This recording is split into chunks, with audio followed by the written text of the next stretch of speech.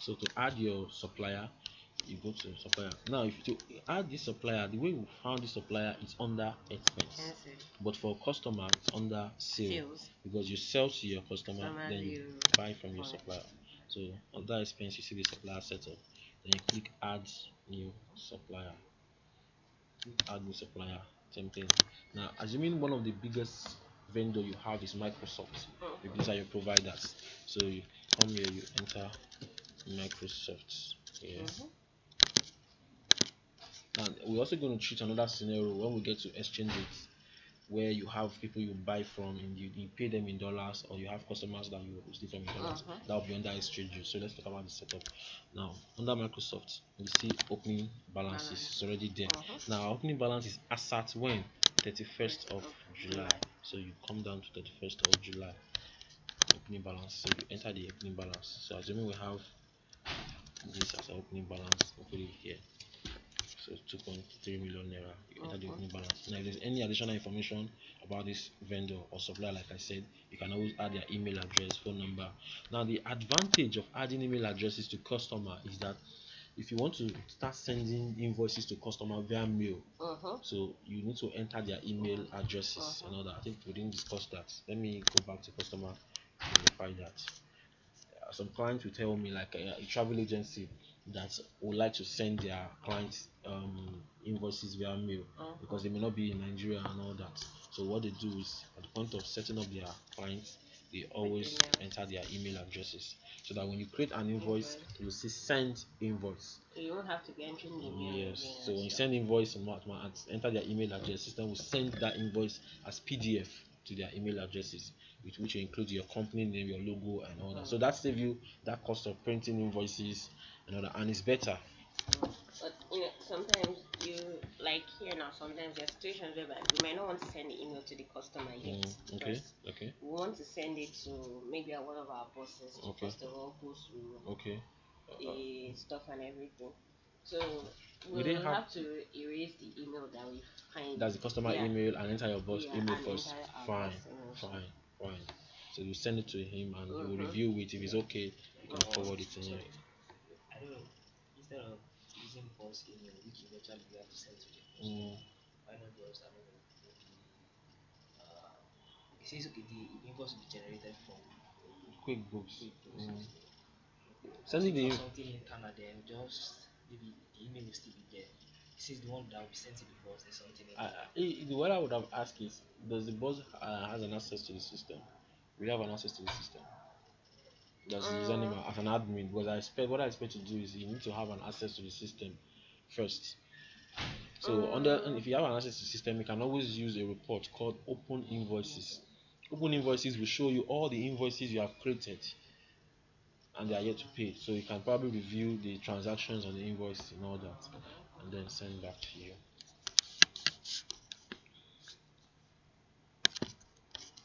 So back to the supplier section.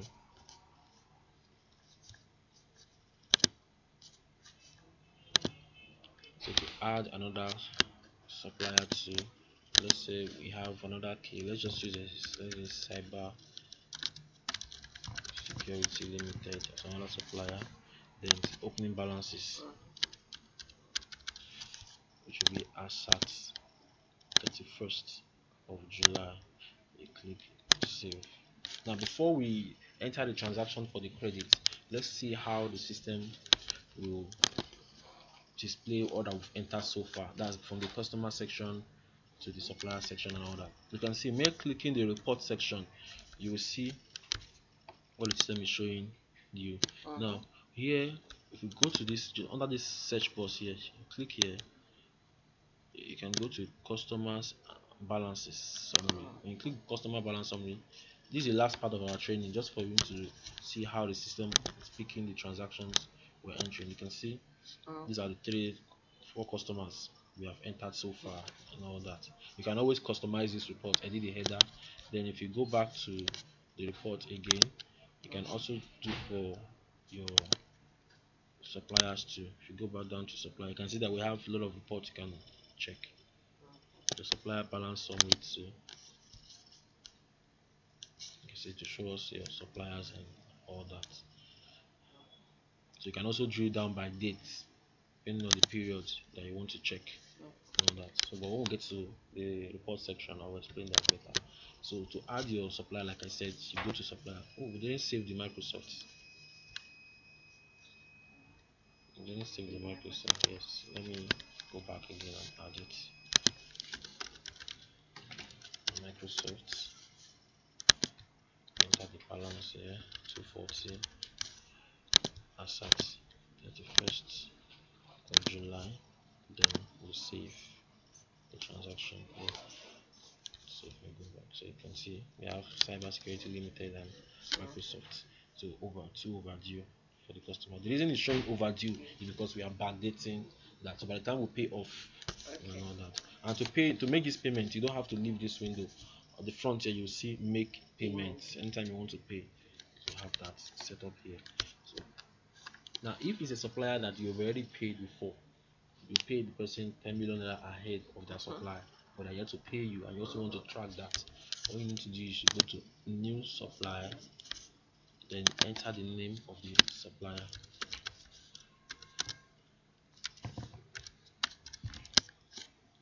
Then at the point of entering the balances, let's use 5 million, let's call it 10. Now, because it's a credit, you put minus assets 31st of June. Then you click save. So you can see it's showing create bill. Now we'll explain what all this means. In QuickBooks, we have the bill and we have check. There are expenses you incur, but you tend to make payment at a later date. There's a way you enter in the system. There are also expenses you incur and you're making payment immediately. There's a way you track that. One, you enter it as an outstanding expenses, so at the point of paying, you can always refer back to a report to show you suppliers you are owing. There's also another that will record that as a cash transaction, so it's been settled and you don't need to go back to that again. So that's for suppliers, customers. Then the next important one, any question on supplier? Okay, because I think the entry is almost the same thing as a customer. Now the next important one is every product will always sell something. It's either you sell product, every company, I mean, we always sell something. It's either you sell a product or render services and all that. Now to track that in the system, you click this plus. Now under this plus, you will see product and services. Under this, this J button, you see product and services. Now if you are a business that sell products and you want to add, these are the list of the product that I sell, this is the quantity I have in store, this is where you add that. Now in tracking your inventory for a heavy inventory based company, like let's say a retail based business now, that most of their business start from inventory and ends in inventory, because I always tell them that if you can track your inventory at the beginning and know what you have at the end, you can always tell what happened within the period, which is very simple. You know that my inventory is 5 at the beginning, at the end of the period I have 20. What happened? Probably I'm about purchase this new one, it's 5 and now I have 2. What happened to the other one? Is that because it's stolen or it was sold or what, and all that? So inventory is very key. So in entering the inventory in the system, you click product and services. So under product and services, you see add a new product. Another place you can find that too is under your sales. Then you click add product or services. Now to explain this, we have inventory, we have non-inventory, and we have services and bundles. Let me explain them one after the other. Inventory are products you buy, sell, and that you want to track their quantity. For instance, you buy software and you resell software. So software is a product. I buy QuickBooks and I resell QuickBooks. QuickBook is my product. So at the point of adding QuickBooks, I want to tell the system the number of units I have in store as at 31st of December 2017. Mind you, that's our opening balance date. So that's for inventory. Now we now have what we call non-inventory. Now non-inventory are products that you buy, sell, but do not want to track the quantity on hand. For example, nut and bolt. Let me explain this better. Now there are products you buy, you also use them in the office, or probably use them to render services to clients. For instance, if you buy A4 paper, do you want to track the quantity of A4 paper you have? But you use A4 paper during the course of your operation, you use it to render services to clients. Let's say It's from the A4 paper that you create an invoice and all that. So A4 paper is a product, but you don't sell it and all that. You can't say, oh, let's calculate the number of A4 paper in this bundle and all that. But you always want to track the product, so that's for non-inventory and all that. Now, another advantage again of non-inventory is that if it's products that, if it's also products that are used to render services to clients, but there are situations that I've actually done set up, and I realize that some products may not really work as non-inventory. If at all you're not going to be using them, you still need to use them as inventory. Let me explain. Assuming you run an auto mechanic business now, and one of the things you buy to render services to clients, and it's not as if you buy and keep. You only buy them when you want to render that services to clients. Let's say, for instance, you want to buy tire. That's not your key business. You don't sell tire. But anytime a client comes to your store and you realize that there's a need to buy tire, now you go out to buy tire. Now the point of buying that tire, it's important for you to track it as inventory, even though you don't sell. Not because you want to resell that tire, but there are times where you buy tire more than you need for a project, and you also need to track the quantity of tire you have. So anytime there's a need for you to track the quantity of a product you have in store. Now, other businesses that does that again is real estate company.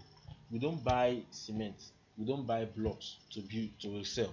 But when we have a building project, there's a need to buy all these items. Now, because they are important for this project, we also want to know how many of this quantity were used up during the course of this project.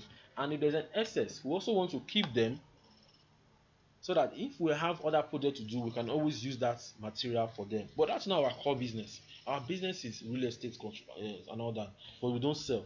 So if you want to enter that item now, the question is, are we going to use the inventory or non-inventory? But because you want to track the quantity of those materials available, it's advisable to use inventory for that, just for the sake of knowing how many units you have in store. Because if you enter them as non-inventory, there is no room to enter the quantity on hand, and that may actually open a loophole for people to start stealing the materials and all that. So it's always important, if it's an item that you want to track the quantity on hand, whether you don't sell directly or you use it, whether you sell directly or you use it in providing services to clients, always use inventory to track, just for the purpose of knowing the quantity you have in store and all that. So it's very important. So here you go to inventory. Now for services, we understand what services does and all that. You render services, there's no physical product and all that. For instance, if you render consulting services, cybersecurity services and all that, at the point of entering that, we'll just enter the name of the services as cybersecurity services. So that's what we do. So to add each of them, now the fourth one is the bundle. When you go to supermarket during seasonal period, you see them bundling up products together. Milo, gift, they will not be in a basket. Exactly. So that is what we call bundle and all that. So bundle more like here you see basket of fruits, cheese and wine and all that. Now before you can set item up as bundle, you should have already entered them individually. So at the point of entering bundle, all you need to do is select each of the items that makes up that particular bundle. Then you now give it a name. So that's where we have this. So in setting up our product first, let's start from inventory. I'll click my inventory, then the name of the inventory. If it's a software, let's call it cyber and antivirus software. Now SKU is a unique identifier. Now there are times where you have product of similar type. For example, I have different type of bags, but they have different, there's something that makes them different. So the brand and all that. So that product may come with a number. So that's more or less like a SKU and all that. So we have the category. Now if it's also a product that you want to categorize, we have different products. Oh, we have different softwares. One is for antivirus, the other one is for cybersecurity and all that. So you can the first advice is to first create the different categories. But if they are not there, you can always add name. So you don't have to close this window and start looking for category again. So the system is flexible enough to help you add new from this. So the name could be like, let's say these are cyber products.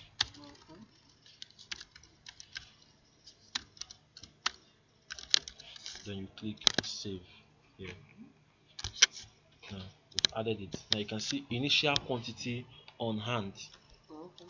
Now the date we're picking is as at when 31st of July. So which means that we should go back to our record to check the inventory we have as at 31st of July.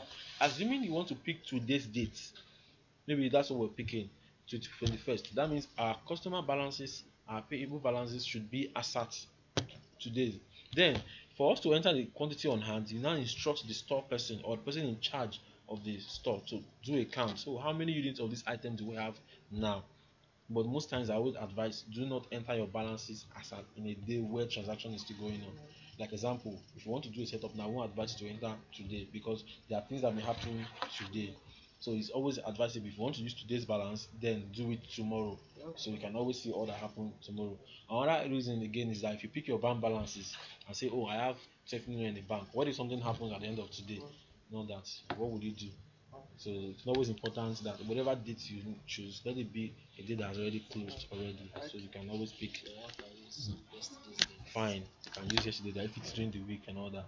Because I've seen a case where a client used today's date, and towards the end of the day, there was a payment into the bank and all that. And the question now is, what happened? So when by the time I went back to that place to check the balances, I was seeing that the bank balance as at a particular day was different from what payable balance is. As the same day, they realized that someone paid him money that same day.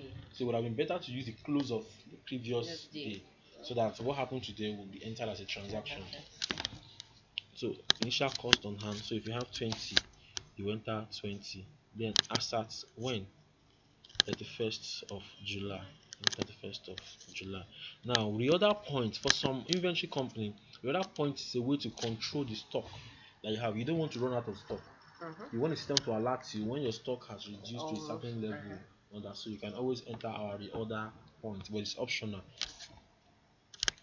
Then we have an inventory asset account.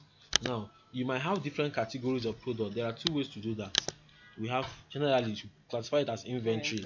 Now, to some businesses, they may say, I don't want to put all these accounts under one inventory. I want to create several inventory accounts. So when we get chart of accounts too, which is the main place that will explain what accounting software does, how a system will pick an account name and take it to profit and loss, how a system will pick an account name and take it to balance sheet. The reason, okay, let me give you an instance. If I want to create an account name and enter bank, system does not automatically recognize the name of the bank. The reason it will classify that bank as a balance sheet item is because the account type I selected is bank. So what determines where an account head appears in your financial report? It's not the name you entered, but the account type you select. So when we get to chart of account 2, I will discuss that. So you select inventory. Then here you have the sales information about the product. Now here the sales price. If I'm going to sell this product, how much do I want to sell it? Now if it's a product with different sales price, you advise to leave it at 0 and all that. So at the point of creating an invoice, you enter the price. Then income account. You can either call it a sale account, but if you don't want to call it a sales account, you can always create a new account in the chart of account here, then it will appear here. But what is more important is that the account type will be an income. So but when I get chart of account, which is very very key, if you understand chart of account, there is absolutely no accounting software you can use, because chart of account is the backbone of every accounting software. It determines where an item will appear in your financial report.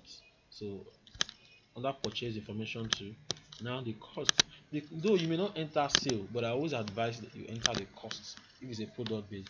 The more reason why you need to enter the cost is because that is what the system used to calculate the value of your inventory. The value of your inventory is the cost per unit multiplied by the quantity on hand. So if I don't enter anything as the cost, system will generate the value as 0. So that will not be right for me. So if I want to track my inventory, may not enter sales, but the costs need to be applied on that. And the valuation method for QuickBooks is a weighted average. That's what it uses. Like I said, they are still improving on the online. If it's on a desktop version, if you're using the enterprise, though the default is weighted average, but you can always change it to either the FIFO or the life, whichever one you feel is better. So under the cost, so if the cost of this software is 23,000 naira, we enter 23,000 naira. This is a default account for it. Then you click save and close. So let's see, includes. You can see there's even a button here, low stock and out of stock. This is a new one, information that is even coming, because as at last year, information wasn't even. I think at our last month, I guess, all that. So we have this already on ground. We've added our products, the cost. Like I said, this is very important, the cost and the quantity. The cost times quantity will give you the value of this item. If I enter the cost as 0, by the time I check my stock report, it will report it as 0, and that will not be right. So to add a new product or services, you go back to the top, you see new. So if you want to add non-inventory services, so to add our services, then you can give it a name. Let's say cyber security services and support.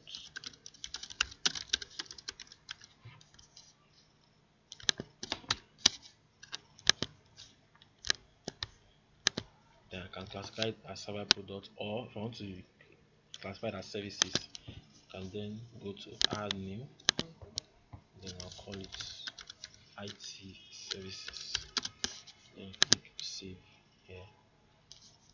Then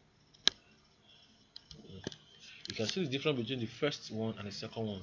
The first one we had the option of entering costs, but the second one there is no room to enter costs. But there are services that are outsourced. For instance, you hire me to do training, and I said, I can't train you, I'm not available for training, or I don't do training, but we have a partner. And so, help us train this company and all that. Now, I'm expected to pay you from what you're paying me, that. So more like I'm outsourcing that services. So if this service is like that, maybe your cybersecurity services, there's also another contractor that handles that. You sell the product, but if such request comes in, you always call the company, help us do these services. At the point of setting up these services, you select I purchase this product from a supplier. If you click I purchase this product from a supplier, what you're telling the system is that you are not a direct render of that services. That's why you now enter the cost. The cost is what you incur. That means what you pay that subcontractor for that services. So the cybersecurity service now, when we get the request for it, we always have another IT company that does that services for us. So because I'm charging the customer 2 million naira and I pay the supplier and I get the service for the 500,000. Yes, that's what you key. Yes, 500,000 naira. So when you create an invoice and you enter 2 million naira, the system will deduct this 500,000 naira from that 2 million. So it will now report your profit as 1.5. So that's what it does here. But if none, I'll just take. So this is optional. I'll just try to explain that for you to see that there's room for that. Now another way you can do this is you may not click this. When you send an invoice for 2 million naira, then by the time you receive the 2 million naira, then you now write a check from your bank account of 500,000 naira, then map the account here to cost of sales to pay the person. That's another option. And then you click save and close. So click save and close. You save this, you can see inventory and services. So I think this is the most important one you need. Know that you need to learn how to add your softwares, know the quantity on hand, but if there's none, you leave it at 0. Then you add the cost of that software. Then services too, you add other services. So apart from this, there are also other services that you render, you enter it into the system. Like I said, the price is not fixed, so that's why I left the price at 0. You can always enter the price at the point of creating invoice. So this is optional. So any question on customer, supplier, and product? Before I want to move to chart of account, because chart of account is what will lead us in transaction entry, so I will explain that better. Any question on this? No. Oh, okay. They are very. Okay, before I move forward, we need to give you the task to do for the next 15 minutes. So use your system to create a customer, create customers, create suppliers, and add products. Add at least 3 products, 2 services. So I'll just review what you can. Mm.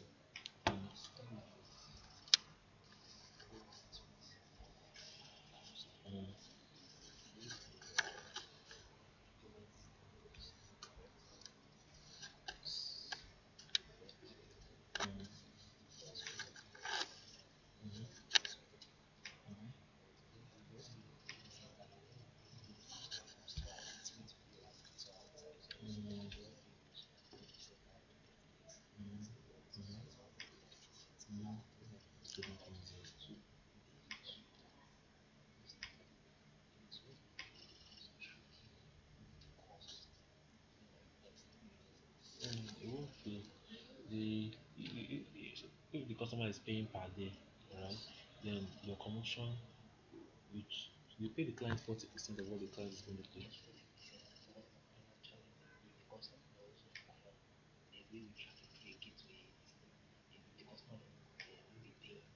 The client,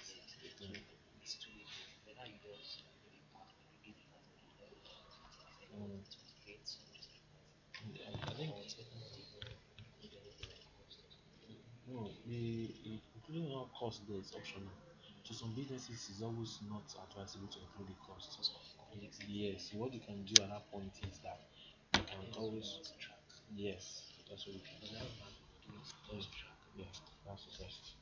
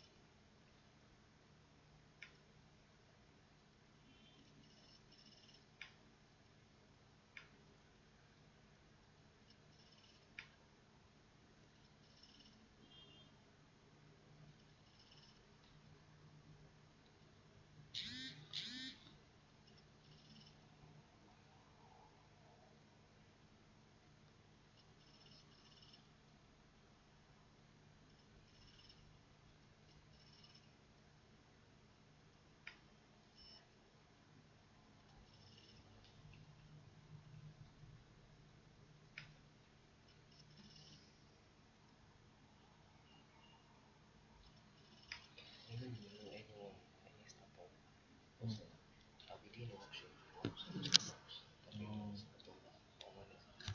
okay, Wednesday. Okay, let's discuss that.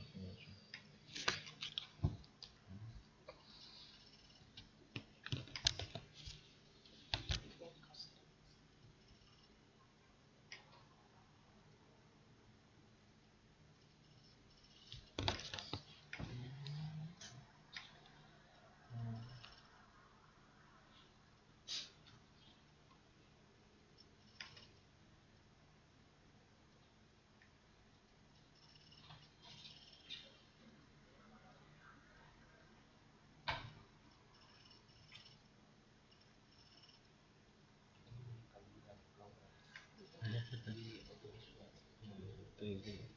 Automation has taken place.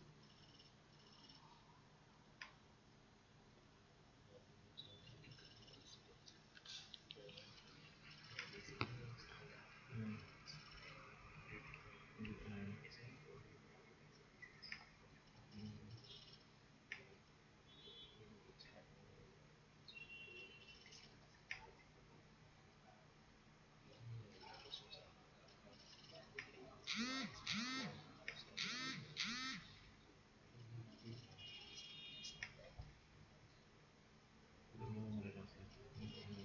as Salah store available. That's one thing that I always tell you. Nigerians are yet to get okay what the true meaning of IFRS software is. I tell businesses that There is nothing like IFRS software. What you only have IFRS reporting software. You understand? The software can only report for you. You cannot because this IFRS want to stay evolving. If you tell me there's an IFRS software now, okay, look at the new standard that just came out. Imagine that you have deployed software for a client and they change the standard. How do you want to start going back? That's the reason why companies cannot develop that because it's still evolving. But what they can do is that they can help you generate an IFRS report, kind of a standard. And where that IFRS software starts from is you can take your trial balance. You understand? So you provide it with a balance, then we do. I've worked on IFRS software, so